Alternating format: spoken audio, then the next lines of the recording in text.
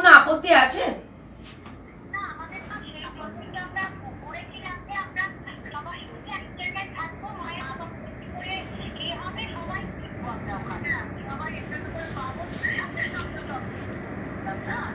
আচ্ছা আচ্ছা আচ্ছা, তাহলে এখন আপনার এখানে যে আমি যে প্রবলেমটার জন্য এসেছি, আপনাদের সাথে আমার কথা হয়নি, দাদার সাথে হয়েছে, মায়ের সাথে হয়েছে। আপনি যদি একটুখানি বলতেন এখানে মা এখন কি পরিস্থিতির মধ্যে রয়েছেন?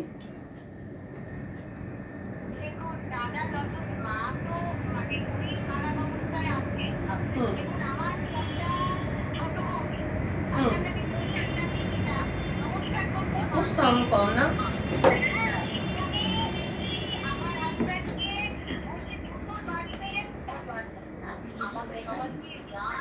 আপনারা এসেছিলেন এখানে ফোটাতে, আপনাদেরকে জুতোর বাড়ি মেরে তাড়িয়ে দেওয়া হয়েছে, তাই তো?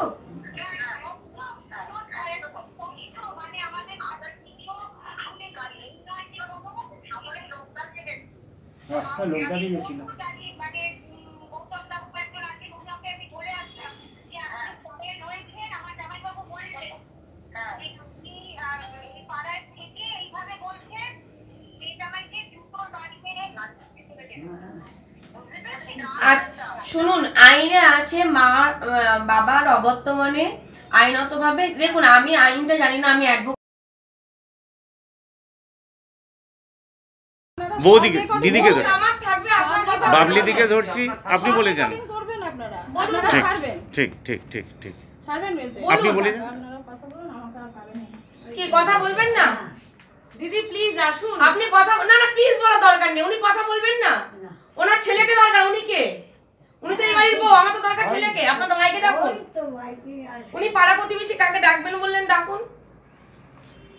আর বন্ধ করছি না। না না ক্যামেরা অফ রাখলে তো আপনি তো বিপদে পড়বেন দাদা। আজকে উনি ক্যামেরার বাইরে কথা বলতে যাচ্ছেন, তার মানে উনি অপরাধী। আমি ক্যামেরার সামনে কথা বলবো। এখানে অপরাধী কে, দোষ করেছে কে দোষ করেনি সেটা জানার দরকার নেই। এখানে এখানে এনার কথাটা সব থেকে গুরুত্বপূর্ণ। আজকে উনি এই বাড়িতে থাকবেন, উনি স্বামীকে না পাঠিয়ে উনি কেন এলেন? দরকার তো আমার ছেলেকে। কোর্টে বিচার হবে, কোর্টে বিচার হবে, কিচ্ছু পাবেন না। বড়ি ঢুকে দরজা বন্ধ করে দিল মুখের সামনে। কে কোমরের বন্ধ করে দিল? মিঠু। কে বন্ধ করে দিল? চলুন আপনি ডাকুন, আপনি ডাকুন, বলে দাদা ভাইয়ের সাথে কথা বলবো। চলুন, এখানে বসে থাকলে হবে না। চলুন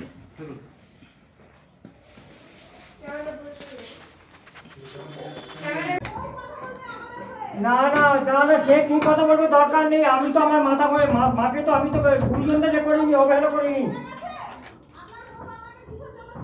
হ্যাঁ, পায়ে চলা মাটি যদি থাকতো। শুনুন না, দাঁড়ান না, ওনার বউ এখানে কি জন্য ছেড়ে গেছে সে কারণে আমরা আসিনি।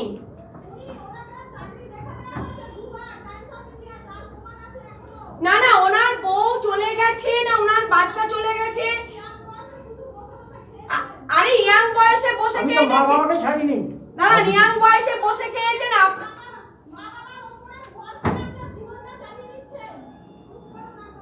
আরে আপনি তো এখানকার বাড়ির বউ, তাই না? আপনি আপনার হাজবেন্ডকে বের করুন, আপনার সাথে আমি কেন কথা বলবো? আপনারা ক্রিমিনাল বলে আমরা কিছু করছি না, এই কারণে ক্যামেরাটা দরকার। এই যে আপনি বললেন আপনারা ক্রিমিনাল, আপনাদের উপর অত্যাচার করছি, এর জন্য ক্যামেরাটা দরকার। আপনি ক্যামেরাটা অফ করতে বলছিলেন না, এইটা অফটা করলে তো আপনি এই কথাটাই বলবেন যে রাত দুপুরে এসে আমাদের উপর অত্যাচার করেছে। আপনাকে কোন বিশ্বাস করব বলুন, কোন হিসাবে বিশ্বাস করব বলুন? একটা সন্তানকে মানুষ, আমার দরকার নেই বাবার চাকরি পেয়েছে, দরকার নেই, কিন্তু একটা সন্তানকে বাবা মা কষ্ট করে পড়াশোনা করে বড় করে কিসের জন্য? যে না সে বড় হয়ে মানুষের মতো মানুষ হয়ে যে শিক্ষা দিচ্ছি সেই শিক্ষায় শিক্ষিত হয়ে সে আমাদের বাবা মাকে দেখবে। বাবা মা সারা জীবন কষ্ট করে শেষ জীবনটার জন্য যে ভালো থাকবে সন্তানের জন্য। তাহলে আজকে সেখানে দাঁড়িয়ে উনি চাকরি পেয়েছে, আমার দেখার দরকার নেই, ওনার দেখার দায়িত্ব। কেন হ্যান্ডিক্যাপ দাদা, ওনার আর নেই, উনি কোথা থেকে করবেন মাকে সেবা? ভাই উনি দায়িত্ব নেই, নালে বাড়ি ছাড়ুন।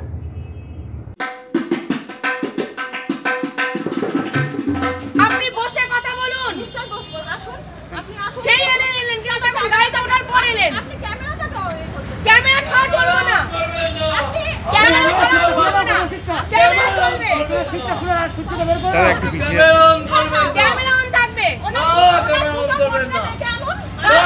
দুটো বোন কেন আসবে? দুটো বোন কেন আসবে? দুটো ছেলে আছেন আপনি, দুটো ছেলে এখানে আছেন, বেরিয়ে এলেন কেন? বেরিয়ে এলেন কেন আপনি? থানায় যাওয়ার দরকার আছে। হ্যাঁ দেখলেন?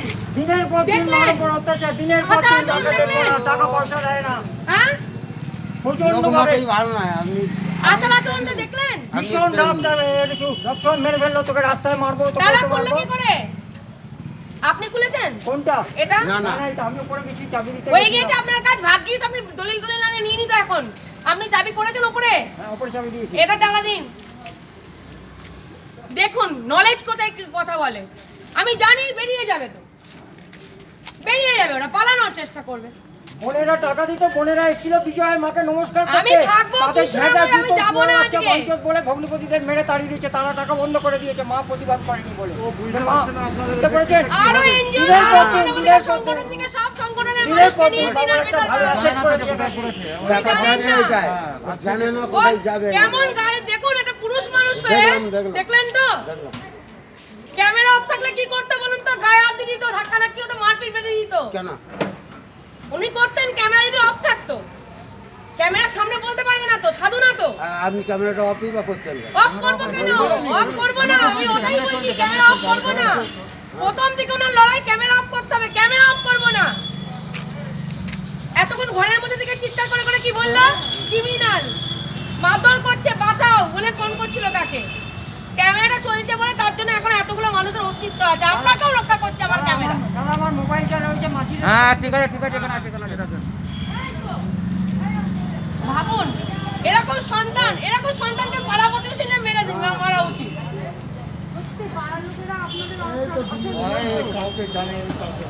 না না, সব জায়গায় জানিয়েছে দাদা, আমাকে ডকুমেন্টস আছে। এমএলএ কে জানিয়েছে, এখানকার ইয়েকে জানিয়েছে, চেয়ারম্যান। আসল বিষয়টা তো কেউ বলেনি, ওরা তো ভয় পায়। শুনলাম আপনাদের এই দেখে চাকরি চলে যাবে।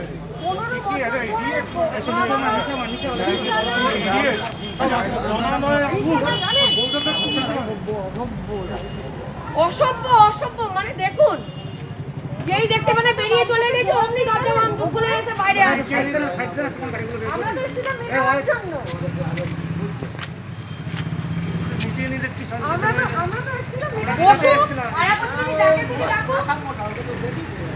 ডাকুক, সবাইকে ডাকুক, উনি বাড়িতে থাকবেন, মাকে দেখবেন না, কোর্টে অর্ডার মানবেন না।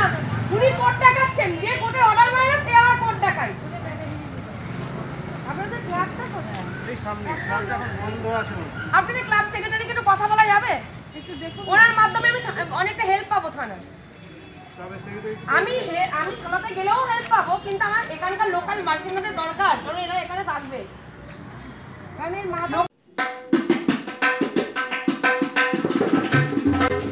ব্যানার্জি এই বৃদ্ধ মাকে নিয়ে যে দীর্ঘদিন ধরে যে এই যুদ্ধ চালিয়ে যাচ্ছিলাম, বিভিন্নভাবে আর্থিক অনটন, নানা রকম মানে মায়ের ওষুধপত্র থেকে আরম্ভ করে, যে জলের কষ্ট থেকে আরম্ভ করে, তা আমি হঠাৎ এই এক দেবযানী ম্যাডামের দেবযানী দাস ম্যাডামের মারফত আমি এনার ফোন নাম্বারটা পেলাম। এনার সাথে যোগাযোগ করে দুজনে মিলে যৌথভাবে উনি ওনার সাথে কন্ট্যাক্ট করিয়ে দেখতে পারেন, একবারে বলেছিল আমাকে উনি ওনার সাথে যোগাযোগ করুন। তা সেই যোগাযোগ করে দুজনে মিলে ওনারা এসে আজকের যা মানে করে গেলেন, সারা জীবন মানে আমি মানে মারা যাবার আগে অবধি মানে কৃতজ্ঞতা। একটা মহিলা হয়ে আমার নিজের বোনও আছে, 2 বোন, কিন্তু তারাও কিন্তু দূরে রয়েছে, কিন্তু কেউ কিন্তু এরকমভাবে সশরীরে এসে এরকমভাবে কেউ কোনোদিন কিছু করেনি, যেটা বিবেক বিবেচনা দিয়ে উনি বিচার করে এই মাস যাকে সাড়া দিয়ে উনি এই রাতকে দিন করে দিয়ে গেলেন আজকে। এমনকি স্বয়ং নরেন্দ্রপুর থানাকেও উনি মাকে এই অবস্থা, একটা সেরিব্রাল পেশেন্ট, 5টা বড় রোগ নিয়ে আক্রান্ত, তাদেরকে মাকে সাথে নিয়ে আমাকে সাথে নিয়ে গিয়ে আজকে যেভাবেই আমার ভাই আর ভাই বইয়ের অত্যাচারের মোকাবিলা করে গেলেন, পাড়া প্রতিবেশী প্রত্যেকে, ক্লাব থেকে সংগঠন থেকে প্রত্যেকে দাঁড়িয়ে দেখলেন সেই ব্যাপারটা, কিন্তু কেউ কাছে এসে একবারও ঘেঁষেনি। কিন্তু উনি দাঁড়িয়ে থেকে শ্মশান মানে জিনিসগুলোকে পরিষ্কার করে প্রত্যেকের সামনে, কোনো দলবাজি নয়, পার্টিবাজি নয়, একদম সশরীরে তিনি ভালো এখানে বক্তব্য রেখে উনি আমাদের নিজের গাড়িতে করে আমাদের নরেন্দ্রপুর থানায় নিয়ে গেলেন। সেখানে ওসির সাথে কথা বলে ওখানকার পুলিশ স্টেপ নিয়ে বাড়িতে এসে সেই থানাকে ইনফর্ম করে বাড়িতে পুলিশ এসে ভাই এবং ভাই আমরা যে নিরাপত্তার অভাব অনুভব করছিলাম সেইটাকে দাঁড়িয়ে থেকে উনি সেই ব্যবস্থা করে দিয়ে গেলেন যাতে কোনো ভবিষ্যতে অসুবিধে না হয়। শুধু তাই না, উনি নিজে থেকে এত আন্তরিকতা, নিজের মায়ের মতো নিজের ভাইয়ের মতো আমাকে এবং মাকে দেখে তিনি ব্যাগ ভর্তি করে খাবার দাবার জিনিস এমনকি টাকা পয়সা অনেক যথেষ্ট অর্থ, আজকালকার দিনে যে একটা পয়সা 5টা পয়সা দিয়ে সাহায্য করে না, উনি সেখানে 6-7 হাজার টাকা আমার হাতে তুলে দিয়ে গেলেন, মার হাতে, বৃদ্ধ মায়ের হাতে। আমি যে কি বলে যে ওনাকে কৃতজ্ঞতা জানাবো। এবং শুধু তাই না, আমি একজন ছোট ভাই হিসাবে এবং সন্তান হিসাবে আমি ঈশ্বরের কাছে কামনা করি, ওনার দীর্ঘায়ু কামনা করি এবং উনি যেন সুস্থ থাকেন, ভালো থাকেন এবং জগতের মঙ্গলের জন্য যেন ঈশ্বর যেন প্রত্যেকে এইরকম একটা দিদি বা এরকম একটা আমার মায়ের কাছে একটা মেয়ে যেন পায়, এরকম প্রত্যেকে, হ্যাঁ 2টো মেয়ে, এই 2 মেয়ের হাত ধরেই যেন ওরা মা সব মায়েরাই যেন উপকৃত হয়। আমি বলবো আমার মা যেভাবে আজকের দিনে উপকৃত হলে এইভাবে যেন এই দেবযানী আন্টি এবং কি বলে বাবলি মুখার্জি আন্টি এই দুজনেই যেন নিয়ে যেতে পারেন, এইটাই আমি কামনা করি ঈশ্বরের কাছে। ভালো থাকবেন সবাই, সুস্থ থাকবেন, ধন্যবাদ।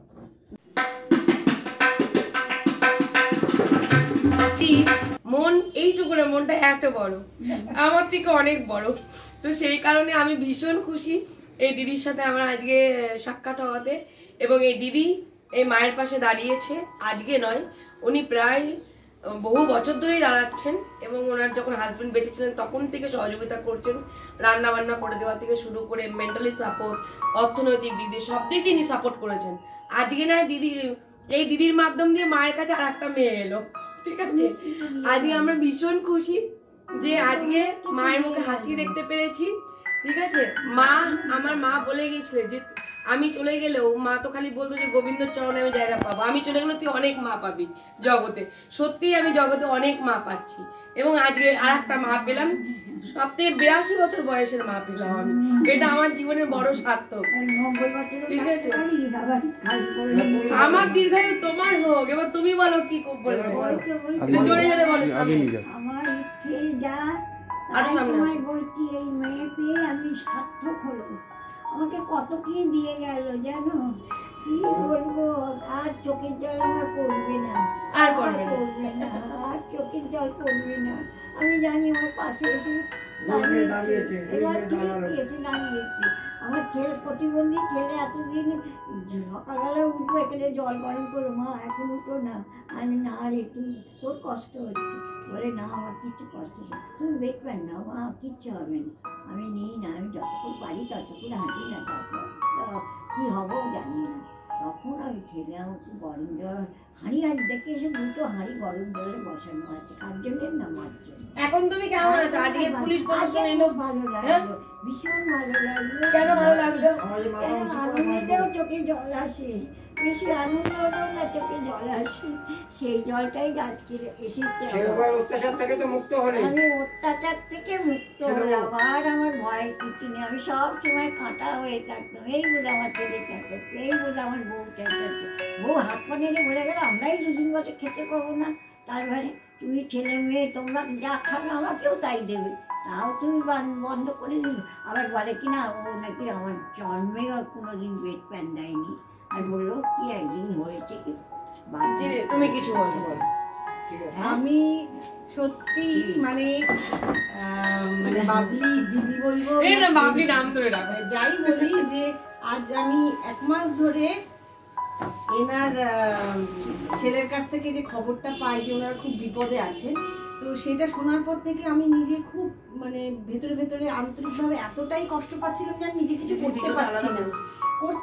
এরকম কিছু চেষ্টা করেছি, MLA-দের সাথে যোগাযোগ করার চেষ্টা করেছি, সবাই এখন ব্যস্ত, কেউ অ্যাপয়েন্টমেন্ট দিচ্ছে না, পার্সোনালি কিছু করতে পারছি না, এত মানসিক কষ্টের মধ্যে ছিলাম। তখন হঠাৎ আমার বাবলির কথা মনে হয় যে না, একবার দেখে এর সাথে যোগাযোগ করে কিছু করা যায় কিনা। তারপর আজ এই যোগাযোগ। তবে মানে ওকে দেখে মানে আমি প্রতিটা ওর ভিডিও দেখতাম আর দেখে ভাবতাম যে ও কোথা থেকে এত শক্তি পায়, ওর সঙ্গে যদি একটু দেখা করতে পারতাম। কিন্তু ভগবানের আশীর্বাদে আজ সেই দিন এসে উপস্থিত, ও আমার ডাকে সাড়া দিয়ে ও এত দূর এসে আজকে এনার জন্য যা করে গেলেন, মানে আমি তো নিজে কোনোদিন করতেই পারতাম না, কিন্তু ওর থেকে অনেক কিছু শিখলাম। আর আজকে সেই মনের জোর নিয়ে লড়াই করে একে নিয়ে থানায় গিয়ে পুলিশের সাথে কথা বলে মাকে বিচার দিয়ে মাকে বসিয়ে হাসি মুখে চা দিয়ে, আর সত্যি আমি মানে মেয়ে হিসেবে গর্বিত এবং বাবলি পাশে বসতে পেরে আমি নিজেকে খুব গর্বিত মনে করছি। কারণ আমি এরকম একজন মানুষের যে পাশে আসতে পারবো, সান্নিধ্যে আসতে পারবো, এটা আমি কোনোদিন ভাবতে পারিনি। কারণ আমি ওকে দেখে প্রতিটা দিন কিছু না কিছু শেখার চেষ্টা করি, ও কোথা থেকে এত মনের জোর পায়। তাই আজকে আমি সত্যি খুব মানে ওকে ধন্যবাদ দিয়ে ছোট করব না, মানে আমি নিজে খুব মানে গর্বিত একটি মেয়ে হয়ে, মানে বাবলির পাশে থেকে। বাবলি যে আমার ডাকে সারা দিয়ে কোথায় কৃষ্ণনগর, কোথায় কত দূর, সেখান থেকে গাড়ি ভাড়া করে এত জিনিস নিয়ে, এটা একটা মানুষের মন না থাকলে সম্ভব? এটা ভাবা যায় না, এটা কেউ পারবে না। আমরা কলকাতাবাসীরা শুধু নিজেদের কথা ভাবছি, যন্ত্রের মতন খালি বাস করছি, নিজেরা রোজগার করছি, খাচ্ছি, এই আমাদের জীবন। আমাদের ঘরের ভিতরে, আমাদের মনের ভিতরে কত যন্ত্রণা, প্রতিটা মেয়ে কত কষ্ট পাচ্ছি, কেউ ভাবে না, শুধু নিজের জন্য ভাবছি। আজকে কলকাতা থেকে কাউকে বলুক তো কৃষ্ণনগরে গিয়ে কারোর জন্য কিছু করতে, কেউ করবে না, কেউ এসে পাশে দাঁড়াবে না। কিন্তু বাবলি ওইখান থেকে ওইভাবে এসে, এইভাবে যে এত সময় ধরে একটা সলিউশনে এসে এত কিছু আনন্দ দিয়ে গেল, সত্যি মানে স্যালিউট ওকে। ভালোবাসা পেলাম আমি, ভীষণ খুশি। সত্যি মানে ভগবান ওকে আরো শক্তি দিক, আর আমি ওর সান্নিধ্যে যদি ওর সাথে কিছু কাজ আমি দিদির সাথেই কাজ করতে পারি, আমি নিজেকে ধন্য মনে করবো। আজ আমি সত্যি ভীষণ খুশি, ভীষণ কিছু একটা করতে পারলাম। আজ একটা মাস ধরে এত কষ্ট পাচ্ছিলাম যে এনার জন্য কিছু করতে পারছি না। এখানকার বড় বড় লোক, বড় বড় ইন্ডাস্ট্রিয়ালিস্ট, বড় বড় যারা আছে আমার পরিচিত, সবাইকে বলেছি, সবাই বলছে হ্যাঁ দেখছি, দাঁড়াও বা কিছু করা যায় কিনা, কিন্তু কেউ এর মতন এইভাবে এটা মানে ভাবা যায় না। ভগবান, আমি আপনাদের সবার কাছে একটাই অনুরোধ করব যে কারোর যদি কোনো বিপদে আসেন বা বিপদে পড়েন, কেউ যদি পড়েন, আমাদেরকে স্মরণ করবেন, আমরা এইভাবে যাবো। বাবলি যদি আমার পাশে থাকে আমিও পারবো, আমি থাকবো। আজ একটা সকালের কথা বলতে এসেছি, যে সকাল বাবলিদির হাত ধরে হাত থেকে 7 বছর আগেই চলে এসছে। শুধু প্রবলেমটা একটাই হচ্ছে, ভারতবর্ষে যে সোশ্যাল অর্গানাইজেশনরা কাজ করছে সেটা হচ্ছে একটা সমুদ্র। একদমই ঠিক শুনছে, সেটা একটা সমুদ্র এবং দেখানো হচ্ছে একটি জলকণা। ভারতবর্ষের এই বন্ধ, এই লকডাউন, এই আমফানের সময় যে ভারতবর্ষের কোটি কোটি মানুষেরা কোটি কোটি মানুষকে বাঁচিয়েছেন এবং বাঁচিয়ে চলেছেন, তাদের কথা সেই অর্থে কেউ তুলে ধরেনি, সেই অর্থে তাদের উপরে ডকুমেন্টারি বানানো হয়নি, তাদের উপরে কোনো বই লেখা হয়নি, এবং সেই জন্য ভারতবর্ষ আজ এক অন্ধকারে 10 লক্ষ মানুষ কলকাতার, দিল্লির বুকে শুয়ে রয়েছেন।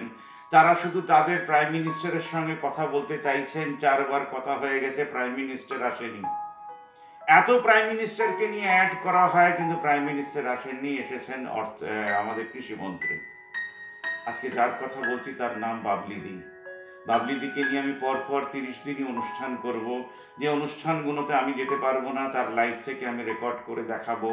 কালকের অনুষ্ঠানে আমি ছিলাম। এটাকে অনুষ্ঠান বলছি কেন জানেন? ভারতবর্ষের সেই কাজটিকে চোখের সামনে থেকে দেখলাম, যেটা 2012-তে আমি বলেছিলাম যারা মদ খেয়ে মানুষকে এরকম পিছা করে মেয়েদের পেছনে পড়ে যে ধর্ষণ করে দিচ্ছে, তাদেরকে পেটানো হয় না কেন? এবার বলবেন তাহলে কি ভারতবর্ষের জাগরণ হবে? আপনি ভাবুন, সন্ধেবেলায় 6টার সময় আপনার পাড়াতে কিছু ছেলে এইভাবে মদ খাচ্ছে, এবং পাড়ার কিছু মায়েরা যাদেরকে ওই দুর্গা পুজোতে আমরা 10টা হাতে 10টা করে অস্ত্র দিই, তার মধ্যে একটা অস্ত্র ধরে তাদেরকে পেটাচ্ছেন, একদম লিটারেলি পেটাচ্ছেন। এবং গভর্নমেন্ট অফ ইন্ডিয়ার পক্ষ থেকে আমাদের সুপ্রিম কোর্টের মহামান্য জাজ একটা রায় দিয়েছেন 2020 এই কাজটি করার পরে, যে মায়েরা পাড়াতে এই মদরত যে মানুষেরা তাদেরকে পেটাতে পারেন, তারা যদি প্রকাশ্যে এসে আমাদের দেশের মানে শান্তিকে ভঙ্গ করার চেষ্টা করেন, তাহলে আপনি ভাবুন আমাদের দেশে কি কি হতে পারে। এক হচ্ছে ঘরের ভেতরে যেটা খাচ্ছেন, যেটা করছেন সেটা তো করতেই পারেন। একটা বিখ্যাত অ্যাড এসেছিল যে বেল বাজান। আমাদের দেশের, আমাদের পাড়ার মানুষেরা, নাগরিক সমাজ যাকে বলে, তারা বেল বাজাচ্ছে না। তাই কৃষ্ণনগর থেকে গড়িয়ার বুকে, মানে মোস্ট পশ এলাকা অফ ক্যালকাটা, রাস্তার উপরের একটি বাড়িতে একটি ছেলে যে বাবার চাকরিটা পেয়েছে সে মাকে দেখছে না। হতে পারে তার শত প্রবলেম আছে, কিন্তু সে বড়দাকে ধমকাচ্ছে যে বাড়িটা 50% আমার নামে না করে দিলে আমি দেখে নেব, বুঝে নেব। এইটা দুটো ভাইয়ের মধ্যে চলছে। 6 মাস লেগেছে তাদেরকে জানাতে, এবং সেইখানকার একটি মা দেবযানী দাস, তিনি প্রথম থেকে শেষ অবধি পুরো জিনিসটা বাবলিদির সঙ্গে করে এটাকে এস্টাবলিশ করলেন যে বাবলিদি আর একা নয়, আর একজন দেবযানী দাস জুড়লেন, তার মানে দুটো মা জুড়লেন। এইবার ভাবুন, আমার কাজটা হচ্ছে অবজার্ভ করে জিনিসটাকে এগিয়ে নিয়ে যাতে সলিউশনের পথে নিয়ে যাওয়া যায়। সেই জন্য অনেকগুলো সংগঠন এখন আমাকে আইডিয়া মেকারের জন্য অ্যাকসেপ্ট করেছে। নরেশদা, আপনি পাইলট, আমরা আপনার কথা শুনে চলবো। এবং বাবলিদি আমাকে তো সেই হ্যান্ডি দিয়ে দিয়েছেন, নরেশদা আপনার সঙ্গে বসে আমরা ডিসিশন নেব। কালকে ডিসিশনটা হচ্ছে, আমরা পুলিশ স্টেশনেও গেলাম, পুলিশ স্টেশন থেকে ফিরেও এলাম, এসে যেটা আমার মনে হয়েছে সেটা বলে এলাম। এবং সেটা আপনাদের জন্য এই জন্যে বলছি, কারণ পুরো বাংলা না পুরো ভারতবর্ষ শুনো। তার কারণ হচ্ছে এই যে কেসগুলো ঘটছে, যেগুলো ক্রাইমের দিকে চলে যায়। ধরুন একটা জিনিস শুরু হলো, সেটা অপোজ হতে হতে হতে হতে একটা সময় সবারই মনে হয় আমি তো দাদা হয়ে গেছি, এবার নে মাকে মেরে দে। এই যে আমরা তৈরি করি ক্রিমিনাল, এই লোকটি খারাপ লোক হতে পারে না, এই লোকটি কোনো রকম ভাবেই খারাপ লোক হতে পারে না, কিন্তু দুজনের প্ররোচনায়, নাগরিক সমাজে চুপ করে থাকায়, দাদা একটু মানে কি বলবো দুর্বল প্রকৃতির তিনি। আমি বললাম যে আপনি আপনার ভাইকে যখন সে বলতে আসছে দেখে নেব, দুটো ডান্ডা মারতে পারলেন না? কারণ আপনি তো আপনার ভাইকে খারাপ করছেন ভয় পেয়ে। তার সাহসটা হয় কি করে তার দাদার উপরে কথা বলে, যেখানে আপনি সবকিছু ছেড়ে দিয়েছেন, আপনার স্ত্রী বাচ্চাকে নিয়ে চলে গেছেন যে শুধু মাকে দেখবো বলে। এই ডেডিকেশনে এই জিনিসটা হলো না কেন যে আমি মেরে চালে তোকে ঠিক করে দেবো? আজকে দুর্বল প্রকৃতির বাংলার জন্য বাবলিদিকে কাজটা করতে হচ্ছে। এবং আমি মনে করি বাবলিদির পোস্টার পুরো গড়িয়াতে ছড়ানো থাক। তার কারণ হচ্ছে এমএলএ, এমপি, পুলিশ সব কিছুর কাছে দেবযানীদি গিয়েও সুরাহা পাননি। শেষমেশ উনি দ্বারস্থ হয়েছিলেন বাবলিদির। তারপরে যা ঘটলো সেটা আপনারা দেখবেন। যেহেতু বাবলিদি বলেছেন যে আমাদের যে ভিডিওগুলো হয় তার প্রেজেন্টেশন একটা দরকার, কারণ আমরা কি করছি সেটাই তো বাংলার লোকে জানলো না। তারা তো শুধু দেখছে আমি বাড়ি গেলাম আর ফিরে এলাম। আসল কারণটা হচ্ছে ভারতবর্ষের নাগরিক সমাজ ঘুমিয়ে আছে বলে এখনো দেশে আমাদের কোনো সলিউশন নেই। শুধু এমপি আমরা ইলেক্ট করে দিই একটা ভোট দিয়ে। 5 বছরে একটা ভোট দিয়ে কাকে ইলেক্ট করছেন? কোন সিস্টেমকে ইলেক্ট করছেন? যে সিস্টেম আমাদের পাশে দাঁড়ানোর জন্যই রাজি না। পুলিশ ভালো লোক, কিন্তু তাদের কাছে এতগুলো কেস, তারা এতগুলো কেসকে সলভ করবে কি করে? যে কোনো পুলিশ স্টেশনে যান, কারণ আমার বাড়িতেই পুলিশ স্টেশন আছে, এটা আউটপোস্ট। কিন্তু আমি আপনাকে বলতে পারি একটি মানুষ সকাল থেকে সন্ধে অবধি এতগুলো আজে বাজে কোনো কেস পায়, তার মধ্যে 80% হচ্ছে আমাদের সংসারে থেকে যে ক্রিমিনাল আমরা তৈরি করছি সেই কেসগুলো। সেখানে গিয়ে তারা করবে কি? তারা গিয়ে কি বলবে? আপনি এটা করবেন না, আপনি সেটা করবেন না। নাগরিক সমাজ, সেই ক্লাব যদি চাঁদা নেয়, সেই ক্লাব এই কাজটা করবে না কেন? আমি যে সাজেশনটা দিয়েছি সেটা হচ্ছে তার বাড়িতে সিসিটিভি বসবে নাগরিক সমাজে। সেইখানকার নাগরিক সমাজ দেবযানীদির বাড়িতে একদিন বা সে কোনো ক্লাব যদি এগিয়ে আসে, সেই ক্লাবের সবাই পুরনো খবরের কাগজ, খাতা বই, তার সঙ্গে 30 টাকা, যারা কাগজ দিতে পারবেন না তারা 30 টাকা জমা দেবেন। এই টাকার অঙ্কের 50% হচ্ছে মায়েদের পেনশনের জন্য, আর 50% ডেভেলপমেন্ট। সিসিটিভি লাগানো, আরও যদি অন্য কাজ থাকে সেগুলো করা। এবং এই লোকটির বাড়িতে পুরুষ মানুষেরা সানডে গিয়ে আড্ডা মারবেন দুপুর 3টের থেকে, যে আর কোনো ফার্দার প্রবলেম আছে কিনা। তাহলে কোনো বউ, কোনো ছেলে মায়ের প্রতি অন্যায় অবিচার করতে পারবে না। আর যদি কোনো ছেলে চাকরি চলে গিয়েই থাকে, তার যদি ইনকামই না থাকে, তাহলে এই ছেলেটির পাশেও দাঁড়াবে আমাদের নাগরিক সমাজ। এরকম টাকা সোশ্যাল ফান্ড তৈরি করে, যাকে আমি বলছি সোশ্যাল ব্যারিয়ার, পাড়ায় পাড়ায় যেন সোশ্যাল ব্যারিয়ার তৈরি হয়। এবং বাবলিদির পোস্টারের সঙ্গে একটা জায়গা ব্ল্যাঙ্ক থাকবে, যে কোনো মানুষের কোনো প্রবলেম হলে যেন আগে পাড়াকে জানাতে পারে। বাবলিদি তো হচ্ছে সেই এক্সপিরিয়েন্স মানুষ যার হাত ধরে সমাজ উঠে দাঁড়াচ্ছে এবং উঠে দাঁড়াবে বলে আমি মনে করি। তাই ভারত বাংলার সব জায়গায় যারা মনে করছেন অসহায় মায়েদের পাশে দাঁড়াবো, তার কারণ হচ্ছে এই প্রবলেমটাকে দেখতে দেখতে যেটা আমার মনে হয়েছে, আরও একটা বিরাট প্রবলেম যেটা রয়েছে, যেটাকে কেউ অ্যাড্রেস করেনি, এবং আমি চাইবো বাবলিদি সেটাকে অ্যাড্রেস করুক আপনাদের হাত ধরে, একদমই আপনাদের হাত ধরে। বাংলার থেকে প্রচুর মেয়েদেরকে টাকার প্রলোভন দেখিয়ে চাকরির নাম করে শহর কলকাতায় বা নেপালে না কোথায় বোম্বাই টুম্বাই নিয়ে যাওয়া হয়, দিল্লিতে নিয়ে যাওয়া হয়। এইটা হবে কেন? এবং সেই মেয়েরা বাধ্য হচ্ছে ডিসিশন নিতে, কারণ বাবা মারা তো জন্ম দিয়ে দিয়েছেন, কিন্তু তাদেরকে আর বড় করতে পারছেন না, টাকার জোগাড় করতে পারছেন না, তাদের স্বপ্নকে সফল করতে পারছেন না, খাওয়াতে পারছেন না। এরকম প্রচুর মেয়ে তাদের শরীর বেচে তাদের সংসার চালাচ্ছে। এটা আজকের থেকে আমরা জানি না, আমরা এটা 72 বছর ধরেই জানি। এই প্রবলেমটার পার্মানেন্ট সমস্যার সমাধান হচ্ছে প্রত্যেকটা পাড়াতে মায়েদের আর্থিক ব্যাংক তৈরি করতে হবে, যেখানকার টাকা গ্রাম বাংলায় যাবে। এবং গ্রাম বাংলার মেয়েরা যদি মনে হয় শহরের সেন্টারে এসে তারা হাতের কাজ করুক, গ্রাম বাংলায় তারা তাদের বাড়িগুলোকে এমন সুন্দর করে সাজাক যে শহরে যারা দান করছেন তারা সেখানে গিয়ে থাকতে পারবেন, তাদের হাতে খাওয়া খেতে পারবেন এবং তাদেরকে পেমেন্ট করে আসতে পারবেন। সেকেন্ড হচ্ছে, যদি কেউ প্রেমের প্রস্তাব দেয়, সবচেয়ে আগে মেয়েদেরকে আমি বলবো যে সেই ছেলেটির বাড়িতে যান, সেই ছেলেটির বাড়িতে যান, তার বাড়িতে গিয়ে কথা বলুন যে আমরা যদি দুজন প্রেম করি, আপনাদের যদি অবজেকশন থাকে প্রেমই করব না। তার কারণ হচ্ছে আপনাদের এই প্রেম যখন বিয়ে অবধি যাচ্ছে, বিয়ের পরে বাড়িতে গিয়ে যে টর্চার্ড হচ্ছেন সেইটা যেন না হন। আমাদের দেশে ক্রাইম 70% ক্রাইম হচ্ছে জমি জমা, আর 80% ক্রাইম হচ্ছে আমাদের এই বিবাহ রিলেটেড এই স্বামী স্ত্রীর ঝগড়া। আপনি ভাবুন, একটা দেশের জাজ, একটা দেশের কোর্ট, একটা দেশের উকিল, একটা দেশের পুলিশ, এরাই সব কিছুকে মানে ব্যস্ত করে রেখেছে। আমাদের দেশে ক্রাইম চার্টই নাকি এটা। তার মানে 100টার ভেতরে 80টা কেস, মানে 100টা বিয়ের মধ্যে 80টা কেস হচ্ছে কোর্টে যাচ্ছে, 100টার ভেতরে 70টা জমি জমার রেস এতে যাচ্ছে, কোর্টে যাচ্ছে। তার মানে একটা মহাভারত যেটা লেখা হয়েছিল, লোকে বলে সেটা সঠিক না গল্প, আমি অততে যেতে চাই না। The reality of Mahabharat is ঘরে ঘরে জমি জমা নিয়ে সব জায়গায় ঝগড়া হচ্ছে। এবার সেখানে যদি বাবলিদির মতন একজনকেও ঢুকে পড়ে সুরাহা করে দেয়, হোয়াই নট? কোর্টের তো 1000 বছর লেগে যেতে পারে, বছরের পর বছর লেগে যেতে পারে, তারপরে টাকা না থাকলে সেটা তো সলভও হবে না। তাই আপনারা শুধু চোখ রাখবেন না, বাবলিদির এই লড়াইয়ের সঙ্গে প্রত্যেকটা মাকে আমি বলছি অস্ত্র ধরুন।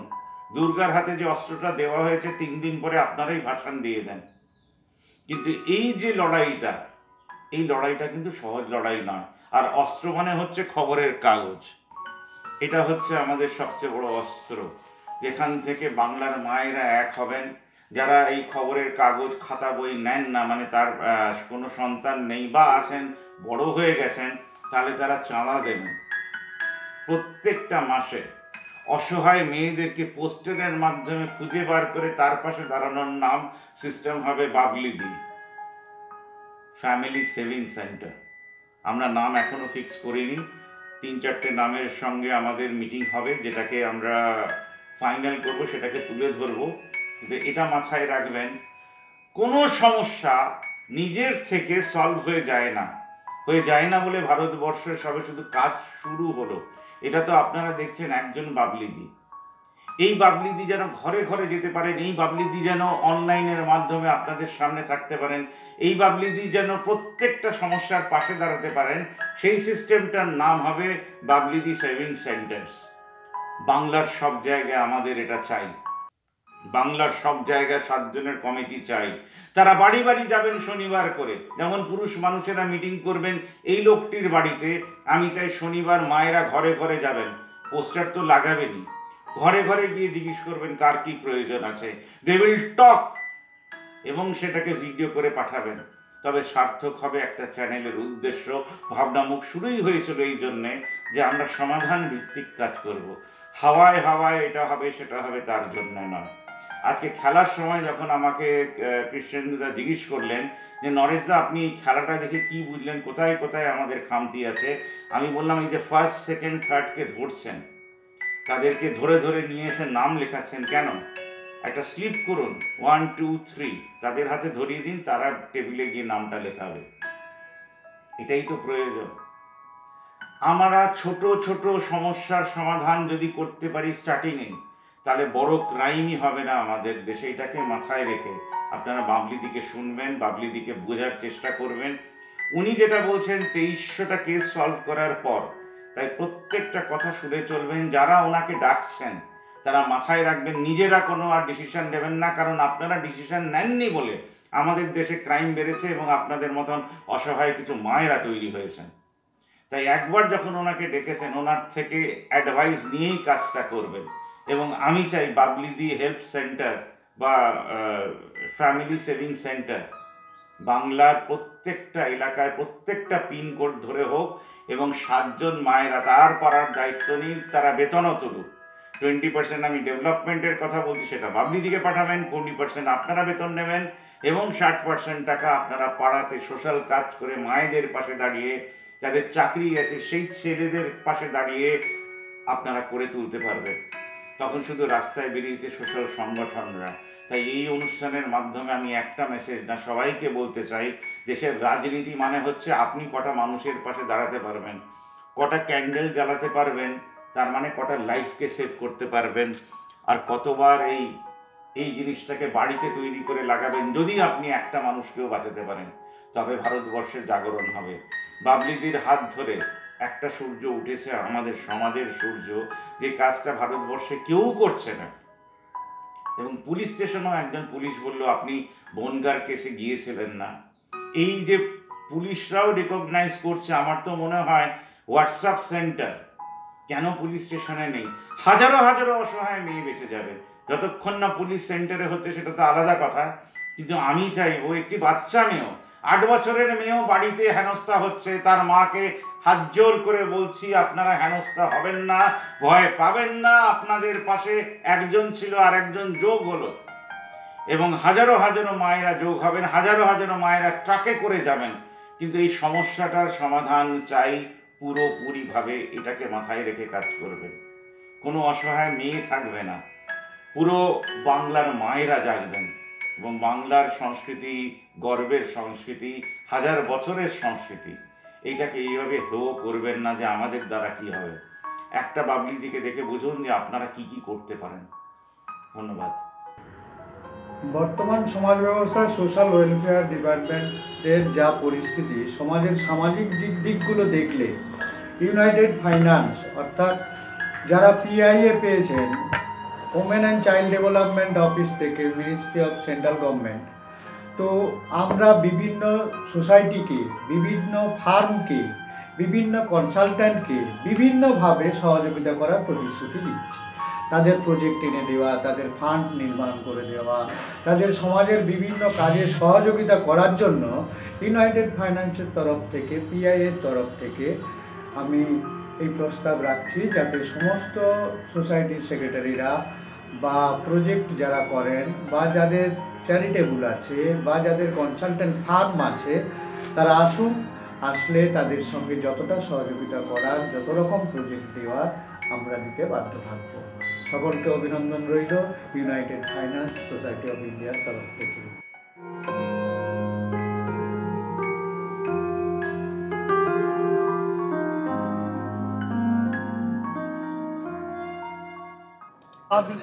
বাবা করে চলে মা